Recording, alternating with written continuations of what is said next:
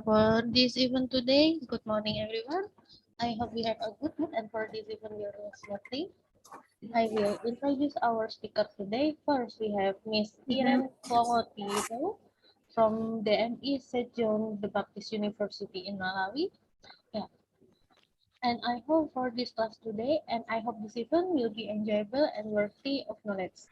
And for session and for today, we will listening presentation by Miss Ireen Mlongoti, and the next session we have Q&A session, and the last session we will take a picture for documentation. For Miss Ireen, yeah, you can start for this class today. Thank you.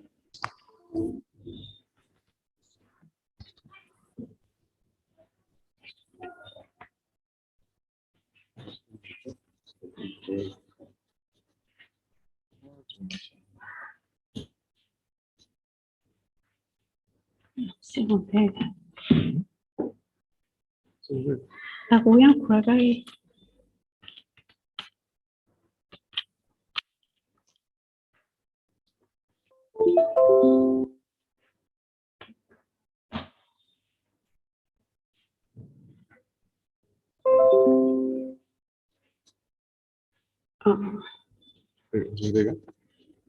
Hello, can I start now? Yes, go ahead. Hello? Yes, mom, go ahead. All right. Can you see my screen? We can see your PPT. All right. Okay. That's okay.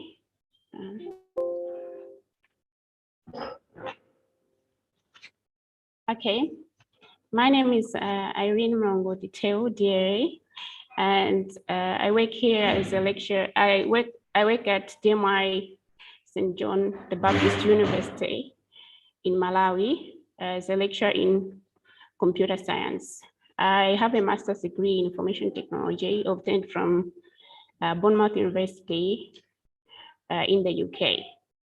And today I'm presenting on artificial intelligence and corporate governance. So,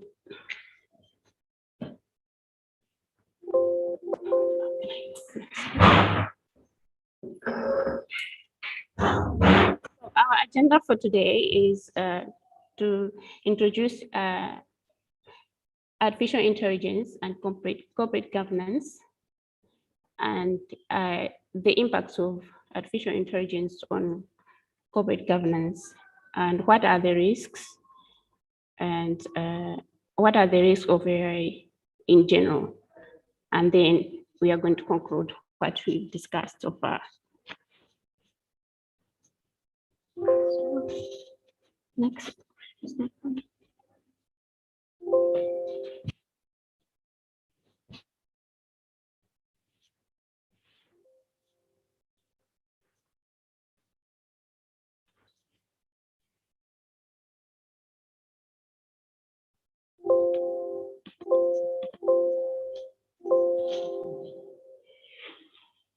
Sorry, we are having some technical problems with our presentation. So we are trying to sort the technical difficulties first.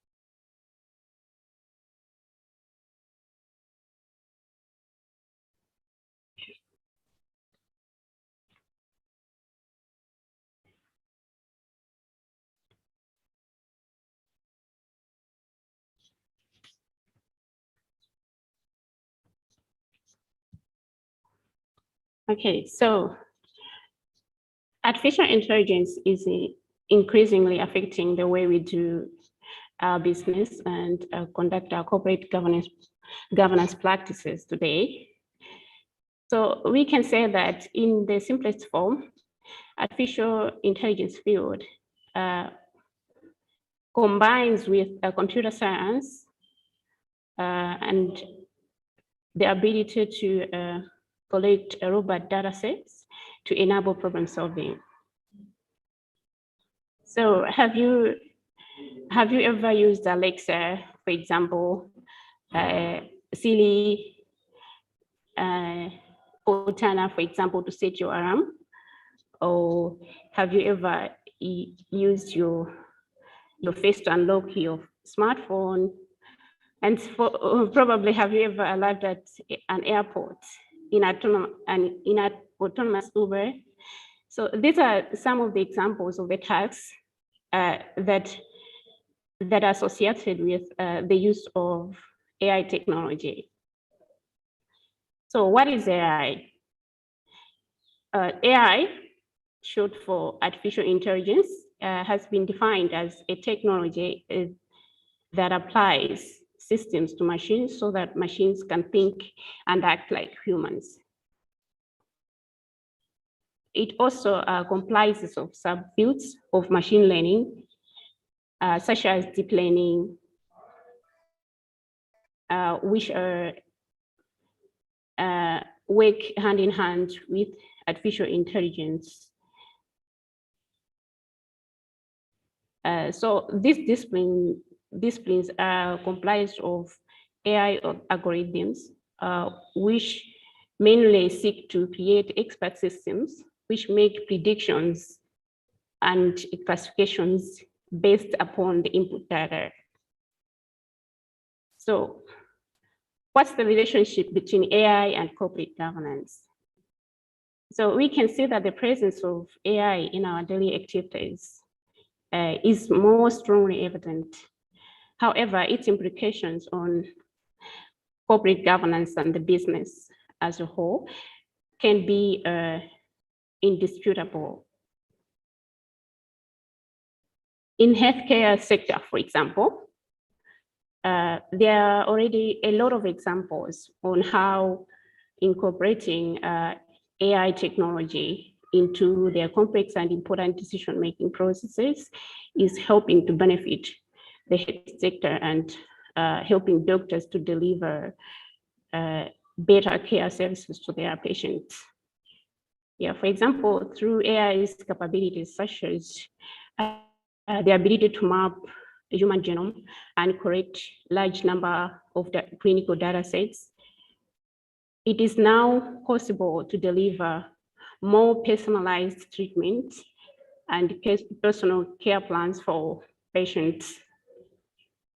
So AI has the capability of assessing patient profiles, analyzing research, finding patterns across patients, and prioritizing course of action.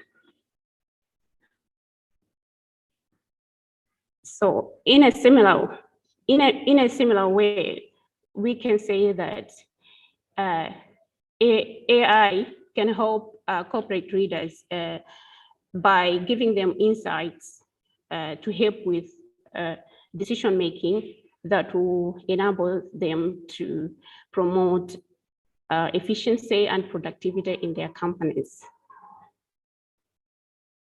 So still on the same example of AI in the health sector, there is a recent study that was done by MIT-JOHN Management Review, where it is reported that physicians who incorporated machine learning algorithms in their diagnosis of metastatic cancer, it was revealed that eventually the breast cancer was reduced. Their errors were reduced by 80%.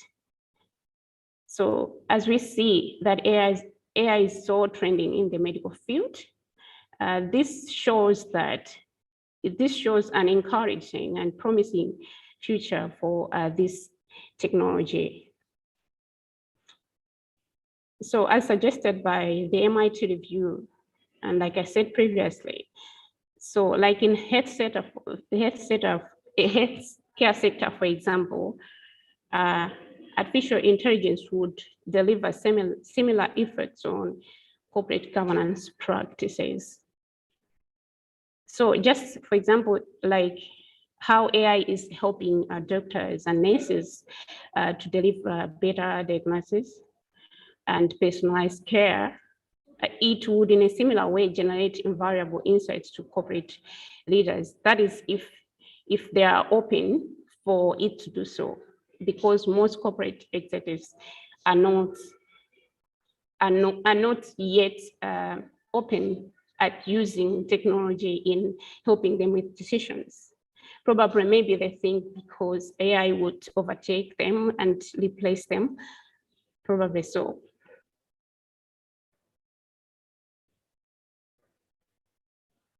So research shows that AI can benefit corporate governance in a number of ways, which includes decision-making, helping their companies to remain compliant and competitive, as well as creating business value. So on helping in decision-making, for example, utilizing AI in decision-making processes can bring a lot of benefits or a lot of impacts and advantages on corporate governance practices. As we have seen earlier, that there is major adoption, there is a large percentage of adoption of AI in the health sector. The major driver for this huge adoption in this sector is because they believe that bad decisions would be detrimental, they would cause damaging effects and would be costly. So because AI helps with doctors and nurses at making good decisions, that's why in the health sector, the AI technology is adopted so widely. So as opposed to the view that maybe AI cannot sit on a board and help with decision making, but in the health sector, actually doctors that have spent a lot of time and years nurturing their experience, they are not afraid of AI replacing them in their work, but rather they are embracing AI as a tool, like to augment their efforts so that they could be able to deliver their services with efficiency and effectiveness. So let's go to the business sector, for example. So when most businesses go under due to poor business making, due to poor decision making, for example, the responsibility for such failures mostly attributed to the executives. So they are the ones that carry this responsibility for the failures of the companies. So a study by McKinsey in 2015 revealed that only 16% of board directors fully understood how industry dynamics are changing and how the use of technology would help their companies advance and achieve efficiency. However, the truth of the matter is that the business platform itself is becoming too complicated and complex, and is moving so rapidly such that CEOs and board executives and management to make good decisions without using intelligent systems nowadays is extremely difficult. So there is one example of a company that is benefiting from using AI technology in its corporate governance practices. This company is known as Venture Capitalist Fund, and it is based in Hong Kong. So they have an AI technology known as Vital. So by utilizing the advice from this AI board member, the company avoided potentially catastrophic decisions which would have made them to go under. So according to the company's managing director, Kaminski, the AI platform helped them to avoid investing in overhyped projects, thereby helping them to save their business. This was reported in the Nikkei Asian Review. So still another advantage of AI in corporate governance is that it helps companies to remain compliant and competitive. So according to Investopedia, companies' corporate governance is important to investors as it displays integrity and direction of the company, thereby helping to build trust with investors and the community at large. So in order to build this trust, companies need to comply with certain corporate governance laws in their jurisdiction. Consequently, this will promote viability by creating long-term investment opportunity for market participants. So how AI helps in accomplishing this compliance and competitiveness is that there is an example that has been given by that site, GoVendor. So the AI is being used in corporate governance to help them remain compliant to various laws and regulations. How it does this is that it uses its capability to forecast the outcomes of corporate governance, corporate lawsuits. So if the company is prone to making mistakes that would lead them to corporate lawsuits, so this AI technology is going to help them to avoid doing that by forecasting what would be the result of doing that eventually. So in essence, of doing that, they are also avoiding like a huge amount of legal fees, and also they avoid investing by investing in the right counsel. So this gives the corporation a huge advantage over their competitions, because by doing so, investors are going to be so much interested to work with such companies that are compliant with rules and regulations, because no investor is willing to work with a company that violates rules and regulation in its jurisdiction. So AI board members will even be able in the future, that is, to predict government pushbacks to certain measures. So we can say that competitive advantage of integrating AI in the corporate governance is essentially becoming more important in today's business sector.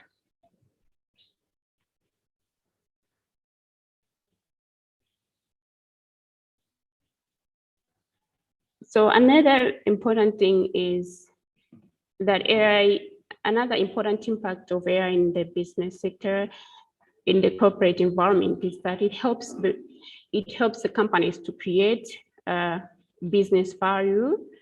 So according to the survey that was conducted by that institute, where they interviewed about 3,000 AI-aware companies from around the globe, it was revealed that most AI's area adopters did have a very strong capability with their digital capability, and they also had proactive strategies that help them to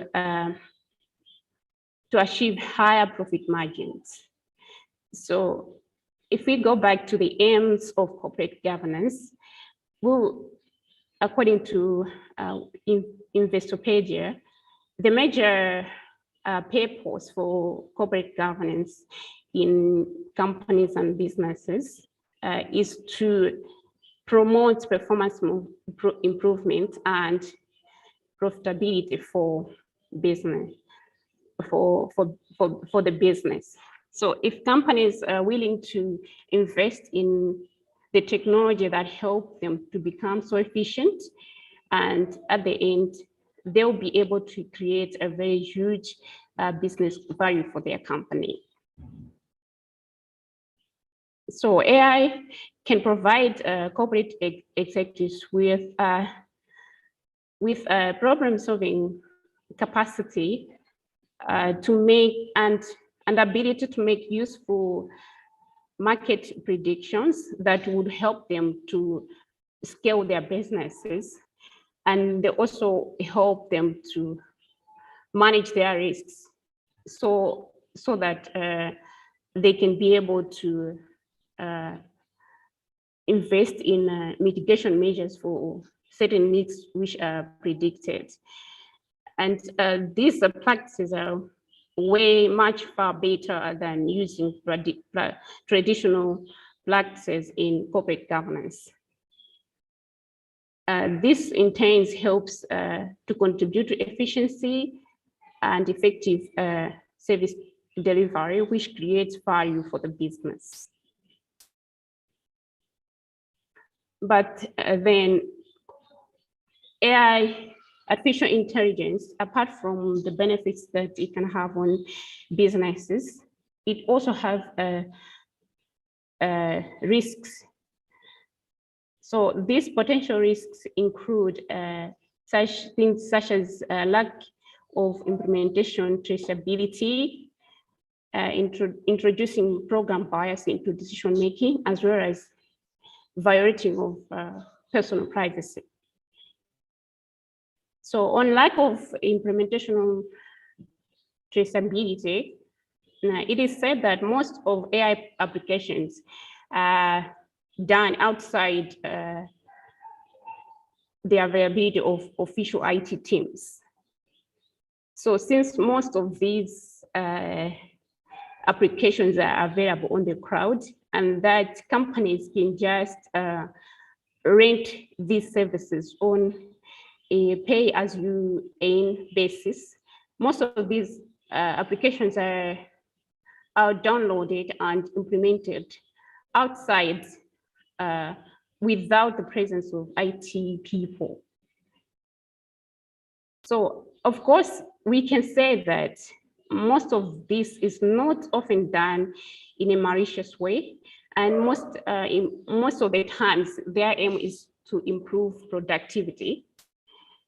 And since companies mostly opt for these cloud systems that include AI services rather than traditional systems, because cloud systems are much more cheaper than the premise-based system. So that's why they opt for them. And most of the time it's not because they want to conduct a malicious activity. But nevertheless, this can introduce risk management issues, because non-traditional people that don't know how, that do not have knowledge of IT and risk management would not know how to assess what applications can be risky to their business, applications could be beneficial to them.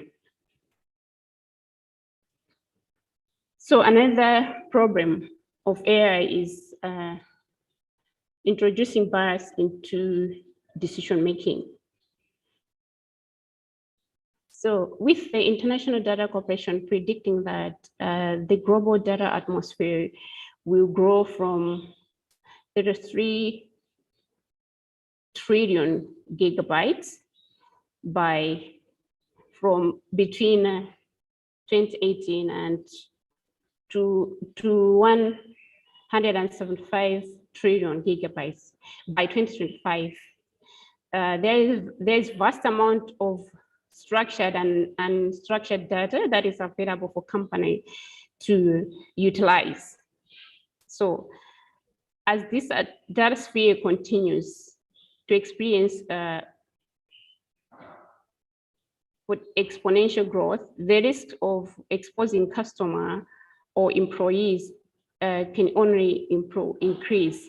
And because of this, there is high chance that companies will violate personal privacy by making personal data available to other companies.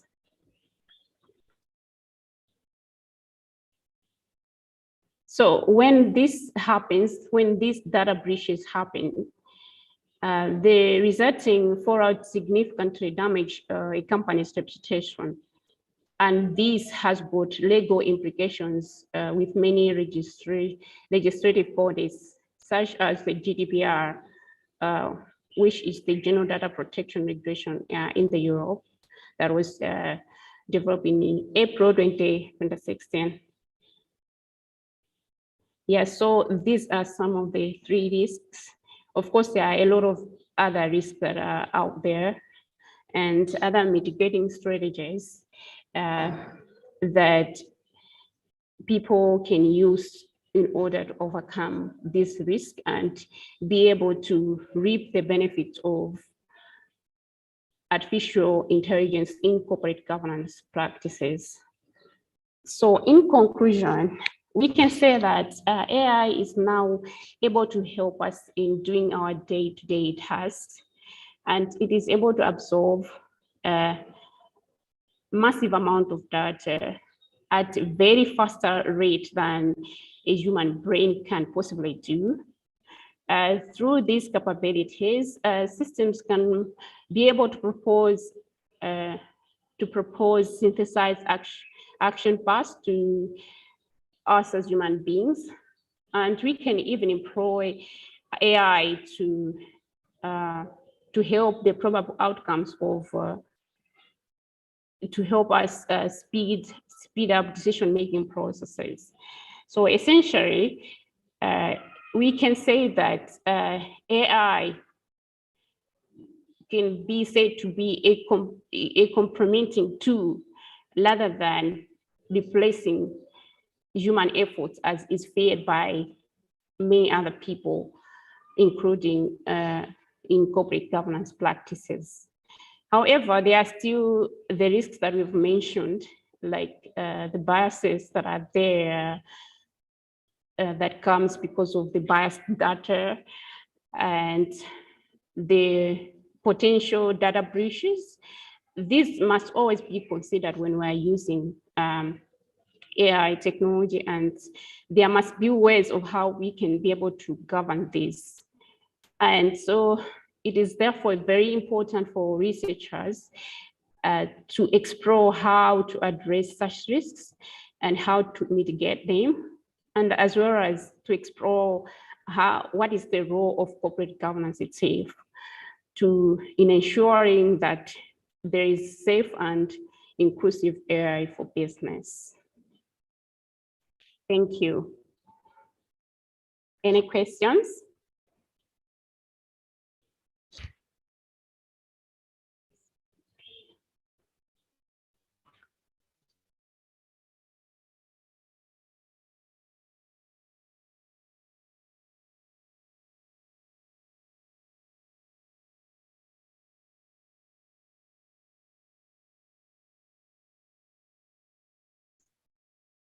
Hello.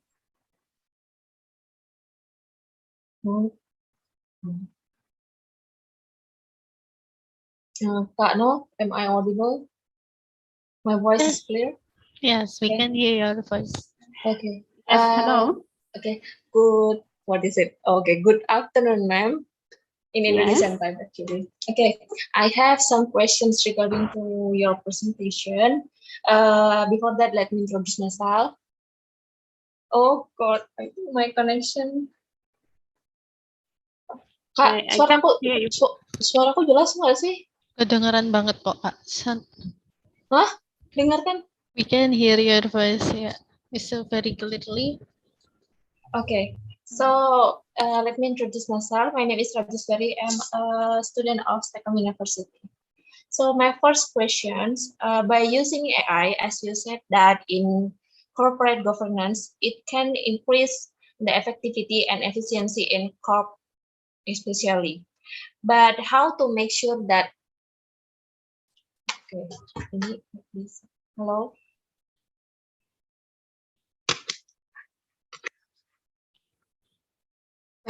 Kak, suaraku masalah nggak sih? Di sini kedengeran banget kok. Very, very clearly. Really? Mm-mm. Okay, so I will repeat my questions. So by using AI, you said that it will increase the effectivity and efficiency in cooperation, especially in corp governance.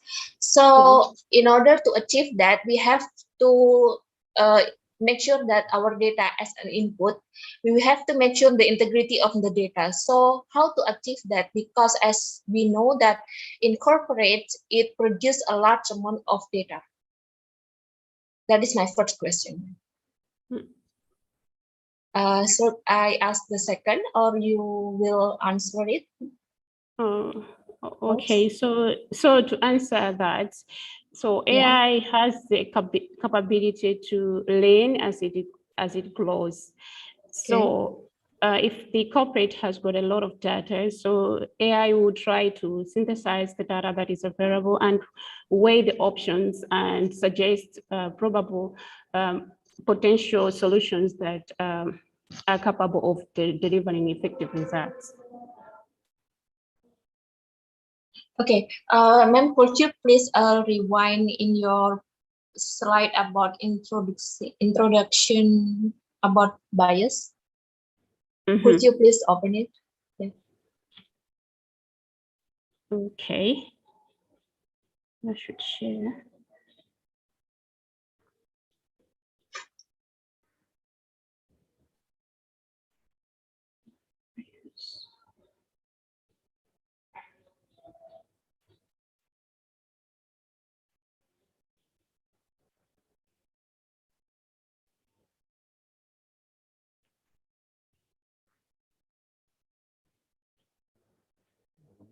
I imagine disagreement.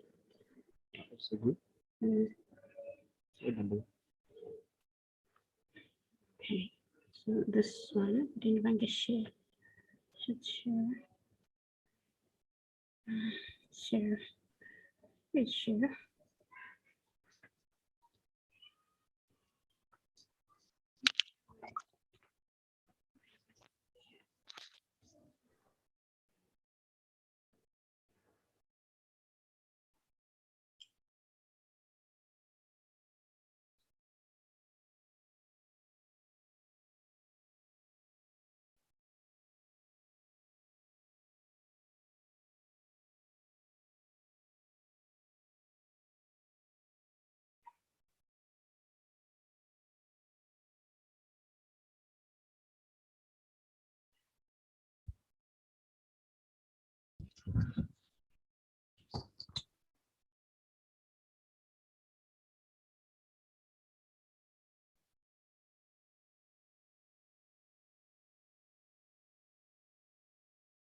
Okay. Yeah. Okay. Bias. Yeah, it is. No. Yeah, it is. Okay. Okay. Okay. Ma'am, as you mentioned that personal privacy will become harder to protect. But as we know that the growth of technology, especially in AI, it is grow rapidly. Our data can spreadly wide in the clouds, and there is no such a regulation which can protect user. So what is your opinion about this? Come again, I didn't hear the question properly. Okay, as you mentioned that personal privacy will become harder to protect. But as we know, the growth of the technology, especially in AI, is grow rapidly nowadays, and our data spreading widely in the internet, especially in cloud, and it is Yes. really can be breached out by some hackers and etc. etc. So, but there is no such regulation which can protect user privacy data. So, what is your opinion about this, ma'am? I think Both in future that maybe we'll have some policy which can protect user. Yeah. Okay. Yeah, that's right. Yeah, because we don't currently have such policies. That's why I was saying, like, even corporate governance sector itself, it has got a role to play in order to help to mitigate such risks. For example, because a corporate governance practice by mandate, they are the ones that are mandated to come up with such rules. So I would encourage that the corporate governance sector, they should look into this and come up with the rules that will govern companies that are producing AI applications in order to give assurance about personal privacy, data protection. So that would be a very ideal solution to bring on board. Okay, but ma'am, why people very interested and very concerned about the growth of AI, but they didn't concern about the privacy policy? The privacy policy should be the most priorities. That is my opinion. Yeah, actually, maybe because as human beings, we would like to act when maybe things come to waste. So maybe if a major problem occurs that is affecting a lot of companies, then now they will sit down and say, mobilize that there should be this kind of laws that can protect everyone. But I think people have been overzealous for maybe because they want to try something new. And so that's why maybe they disregard such things like privacy protection laws. An example would be whereby a person, when you visit a website, for example, most websites, they will have this data privacy, data protection section, where they want you to read actually how they are going to use your data. And I would assure you that majority of people, they would just say they agree just because they want to access. There are a lot of sentences. We can't read it out at all. Yeah, so this kind of spirit that we have, that we are most of the times we're just overzealous of doing being involved in something new. So yeah, I got it. Okay, ma'am. Okay, ma'am. Thank you for answering, ma'am. Okay, thank you for sharing such a valuable knowledge. Good afternoon. Thank you. Thank you. Yeah, you can hear my voice, may I know? Yes. Oh, yeah. Okay, I think we don't have no more question. Okay, I continue the session for closing, ma'am. Sorry? Yeah, I think we don't have no more question. Can I go to the session to closing? Yeah, you can continue. You can proceed now. Finish my presentation. Okay, thank you. Yeah, finally, for our audience, we come to the end of visiting lecture today. So unfortunately, we already way off the time until 3 p.m. in Indonesian time. So sadly, and we would like to say thanks again for our speaker.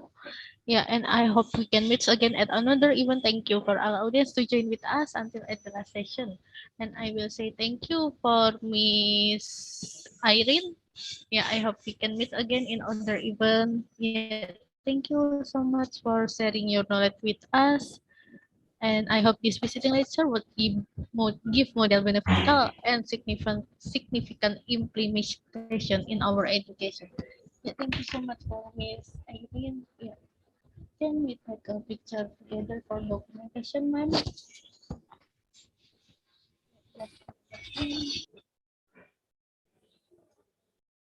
Thank you so much for having me. It was so exciting. So it was a very exciting session and very interactive. And I liked the questions that were raised. They were very insightful as well. So I really thank you for this opportunity to have me present on this topic. Thank you. Thank you so much for Miss Irene. Yeah, I hope we can meet again in future. Thank you so Thank you. much.